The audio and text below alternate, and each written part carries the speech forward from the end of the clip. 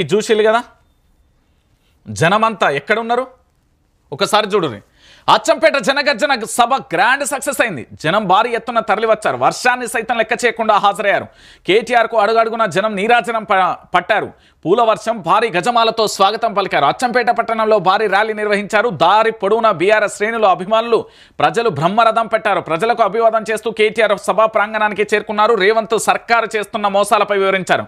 ఆల్మట్టి ఎత్తున ఆపలేకపోతే గులాబీ సైన్యం వెళ్ళే అడ్డుకుంటుందంటూ కేటీఆర్ అల్టిమేటం కూడా ఇచ్చిన పరిస్థితి కనబడుతుంది. రేవంత్ రెడ్డి నల్లమల్ల నక్క ఆల్మట్టి ఎత్తు ఆపేదమ్ముందా? గులాబీ దండును అడ్డుకోగలవా? సీఎం పదవి కాపాడుకునేందుకు కర్ణాటక కాంగ్రెస్ కుట్రలపై మౌనం. పాలమూరు ప్రాజెక్టు పూర్తి చేస్తే కేసీఆర్కు పేరు వస్తుందని పక్కన పెట్టారు. రియల్ ఎస్టేట్ పేరుతో రేవంత్ ఫ్యామిలీ 100 కోట్లు సంపాదించింది. రాష్ట్రంలో కాంగ్రెస్ బీజేపీ జాయింట్ వెంచర్ ప్రభుత్వం. 2 పార్టీలను రాజకీయంగా బొందపెట్టాలి. అచ్చంపేట నుంచి జైత్రయాత్ర మొదలు. అచ్చంపేట జనగర్జలో కేటీఆర్ అంటూ కూడా చెప్తున్న పరిస్థితి కనబడుతుంది. ఏమంటున్నారు? గులాబీమయమైన అచ్చంపేట జనసంద్రంగా మారిపోయింది. జనం సందోహంలో పూర్తి స్థాయిలో జనగర్జనకు తరలివచ్చిన జనం అడుగడుగున కేటీఆర్కు ఘన స్వాగతం, పూల వర్షం, గజమాలతో ఆహ్వానం. పట్టణంలోని బీఆర్ఎస్ భారీ ర్యాలీ ఉత్సాహంతో జనం అభివాదం. అందరినీ పలకరిస్తూ ముందుకు సాగిన కేటీఆర్ వర్షంలోను సభ నుంచి కదలని జనం. సభ సక్సెస్ తో గులాబీ క్యాడర్ జోష్ అంటూ కూడా చెప్పిన పరిస్థితి కనబడుతుంది. అయితే ఇక్కడ జరిగిన అంశాన్ని మీరు అందరూ కూడా చూడాల్సిన పరిస్థితి కనబడుతుంది. నేనేమంటున్నానంటే బీజేపీ కాంగ్రెస్కు సంబంధించి 2 పార్టీలు కలిసే తెలంగాణకు నష్టం చేస్తున్నాయి. 12 ఏళ్లుగా ప్రజలను సతాయిస్తున్న పరిస్థితి కనబడుతుంది. ఈ జాయింట్ వెంచర్ సర్కార్ను ఎంత వీలైతే అంత త్వరగా కూడా మనం పొందపెట్టాల్సిన అవసరం ఉంటుంది. ఒకసారి ఇక్కడ చూడండి, నిన్న పూర్తి స్థాయిలో కేటీఆర్కు సంబంధించి వచ్చిన సభ ఎంత గ్రాండ్ సక్సెస్ అయిందంటే వర్షం కొట్టినా కూడా కార్యకర్తలు, అక్కడికి వచ్చిన ప్రజలు అక్కడి నుండి కదలలేదు అంటే ఒకసారి మీరు అందరూ కూడా ఆలోచించాలి. ఎందుకంటే కాంగ్రెస్ నాయకులు అందరూ కూడా పండుగలకు వస్తారు. ఇలా బతుకమ్మ పండుగ సాయంత్రం కాగానే అందరూ వస్తారు. రాగానే మీరు ఏం అడగాలనో తెలుసా? అయ్యా బాకీ కార్డు సంగతి ఏంది? 6 గ్యారెంటీలు, 13 అంశాలు, 420 హామీలు అంటారు. పండుగ పూట ఖచ్చితంగా ప్రతి రాజకీయ నాయకుడు, ఆయన ఎమ్మెల్యే కానీ, ఎమ్మెల్సీ కానీ, ఎంపీ కానీ, మినిస్టర్ కానీ, సీఎం కానీ, మీ వాళ్ళ ఊళ్ళకైతే వస్తారు కదా బతుకమ్మ ఆడే కాడికో లేకపోతే దసరా కాడికో వస్తారు కదా, బరాబరి బాజాత్తుగా అడుగురు. ఏమని అడుగురో తెలుసా? 6 గ్యారెంటీల సంగతి ఏంది? నువ్వు 6 గ్యారెంటీలు, 13 అంశాలు, 420 హామీలు అంటివి కదా. 6 గ్యారెంటీల గ్యారంటీ కార్డు ఇప్పుడు బాకీ కార్డుగా మారిపోయింది. మా బాకీలు ఎప్పుడు తీరుస్తూ రాష్ట్ర ముఖ్యమంత్రి గారు అని అడగాలి మీరు. ఎందుకు అంటే బాకీ కార్డు రోజు రోజుకు పెరిగిపోతున్నది. 40,000, 40,000, 30,000, 70,000, 80,000 నిరుద్యోగులకు, వికలాంగులకు, వృద్ధులకు, రైతులకు, నిరుద్యోగులకు, దాంతోపాటు విద్యార్థులకు, దాంతోపాటు విద్యార్థినీలకు, ఇట్లా చెప్పుకుంటూ పోతే వీళ్ళ బాకీల కార్డు ఎంత దారుణంగా ఉందో కూడా చూస్తున్న పరిస్థితి కనబడతాను. నల్లమల్ల అడవి ప్రాంతంలో మన అచ్చంపేట గడ్డ మీద గులాబీ గర్జన రణమై నిలబడ్డ పరిస్థితి మనందరం కూడా చూసాం కదా. ఎంత ఉత్సాహంగా అక్కడికి బీఆర్ఎస్ పార్టీ అనే కాదు అన్ని పార్టీల వాళ్ళు కూడా కలిసి వస్తున్న పరిస్థితి కనబడుతుంది. రోజొకరు కూడా పార్టీలో చేంజ్ అవుతున్న తరుణం కనబడుతుంది.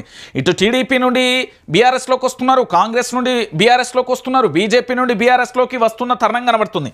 అంటే మనం అందరం కూడా ఆలోచించాల్సిన విషయం ఏంటంటే తెలంగాణ రాష్ట్ర వ్యాప్తంగా ఇప్పటికీ కూడా 96%, 100లో 96% మంది ప్రజలందరూ కూడా బీఆర్ఎస్కు జై కొడుతున్నారు. ఎందుకు జై కొడుతున్నారు? ప్రభుత్వ వైఫల్యాలు. ఎవరి వైఫల్యం? అధికారుల వైఫల్యం. ఎవరి వైఫల్యం? ఆలోచన వైఫల్యం, ప్రణాళిక వైఫల్యం. అన్నీ కూడా వైఫల్యాలే కనబడుతున్న తరుణం మనం చూస్తున్నాం. ఎటువైపు చూసినా, ఏ దిక్కు చూసినా ఒకటే అంశం కనబడుతుంది. ఏం అంశం కనబడుతుంది? ఏమైపోతుంది తెలంగాణ, ఎడబోయే తెలంగాణ, ఏమయ్యే తెలంగాణ అనే కాడికి వస్తున్నది.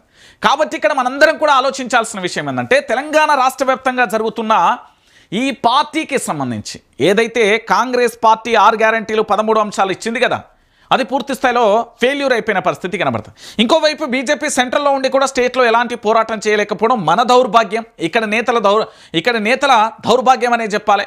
ఎందుకంటే కాంగ్రెస్ పార్టీ బీఆర్ఎస్ మీద చేసినంత దాడి బీజేపీ మీద ఎందుకు చేయలేకపోతుంది అనేది కూడా సమాధానం చెప్పాల్సిన పరిస్థితి కనబడుతుంది.